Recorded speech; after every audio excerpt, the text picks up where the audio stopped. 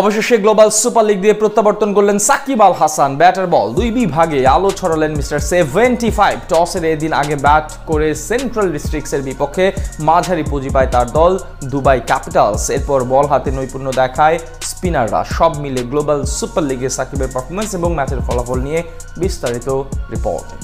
লঙ্কানদের বিপক্ষে বাংলাদেশ দলের যখন যাচ্ছে তাই অবস্থা, ঠিক সেই মুহূর্তে গায়ানায় ব্যাট হাতে নৈপুণ্য দেখালেন সাকিব আল হাসান। চাপের মুখে কিভাবে কাউন্টার অ্যাটাক করে প্রতিপক্ষকে ঘায়েল করা যায় সেটাই যেন দেখলেন বিশ্বসেরা অলরাউন্ডার। দীর্ঘদিন ধরে জাতীয় দলে নেই তিনি, কিন্তু ফ্র্যাঞ্চাইজি টুর্নামেন্টগুলোতে সরব এখন মিস্টার 75। সেই ধারাবাহিকতায় আজ গ্লোবাল সুপার লিগে মাঠে নামেন দুবাই ক্যাপিটালসের জার্সি গায়ে। সেন্ট্রাল ডিস্ট্রিক্টসের বিপক্ষে এদিন টস হেরে আগে ব্যাট করতে নেমে শুরুটা দারুণ করেন ক্যাপিটালসের দুই ওপেনার সিদ্দিকুল্লাহ আতাল এবং নিরোশন ডিকওয়েলা। তবে বেশি দূর আগাতে পারেনি এই জুটি। 13 বলে 15 রান করে বিদায় নেন ডিকওয়েলা। 3 নম্বরে ব্যাটিংয়ে এসে মাত্র 3 বলে স্থায়িত্ব পান অধিনায়ক গুলবাদিন নায়েব। তবে এক প্রান্ত আগলে রেখে দারুণ ব্যাট করতে থাকেন আফগান ওপেনার সিদ্দিকুল্লাহ আতাল। এদিন 5 নম্বরে ব্যাট করতে আসেন সাকিব আল হাসান। প্রথম বলেই রিভার্স সুইপ করে থার্ড ম্যান অঞ্চল দিয়ে বাউন্ডারি হাঁকিয়ে ইনিংস শুরু করেন তিনি। তবে অপর প্রান্তে 25 বলে 41 রান করে সিদ্দিকুল্লাহ আতাল বিদায় নিলে চাপে পড়ে যায় দুবাই ক্যাপিটালস। সেখান থেকে দলটার একমাত্র ভরসা হয়ে ওঠেন সাকিব।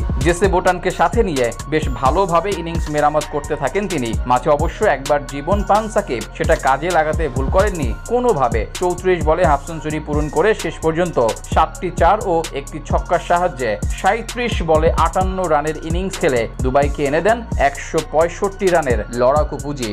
জবাব দিতে নেমে সেন্ট্রাল ডিস্ট্রিক্টসের দুই ওপেনার উইল ইয়ং এবং ড্যান কেবার মিলে শুরুটা দারুণ করেন। উদ্বোধনী জুটি থেকে আসে 30 রান, যাদের জুটি অবশ্য ভাঙে সাকিবের হাত ধরে।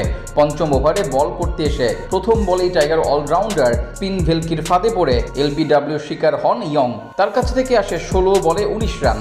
এক বল ব্যবধানে সাকিবের হাত ধরে দ্বিতীয় সাফল্য পেয়ে যায় দুবাই ক্যাপিটালস। এই যাত্রায় নতুন ব্যাটার ড্যান ফক্সক্রফট আউট হন একইভাবে এলবিডব্লিউ শিকার হয়ে। সাকিবের জোড়া আঘাতের পর কিছুটা ঘুরে দাঁড়ানোর চেষ্টা করে সেন্ট্রাল ডিস্ট্রিক্টস। 11তম ওভারে আবারও আক্রমণে আসেন তিনি। এবার তার বলে ডিরেক্ট বোল্ড হন জস ক্লার্কসন। অর্থাৎ প্রথম 2 ওভারে মাত্র 7 রান খরচায় 3 উইকেট তুলে নেন বিশ্বসেরা অলরাউন্ডার। 13তম ওভারে আবারও বোলিংয়ে আসেন সাকিব। এবার অবশ্য কোনো উইকেট নিতে পারেননি তিনি, খরচ করেন 8 রান। তবে নিজের কোটার শেষ ওভারে এসে দলকে এনে দেন আরও এক ব্রেক থ্রু। তার বলে 20 রানে আউট হয়ে সাজঘরে ফেরেন উইলিয়াম ক্লার্ক।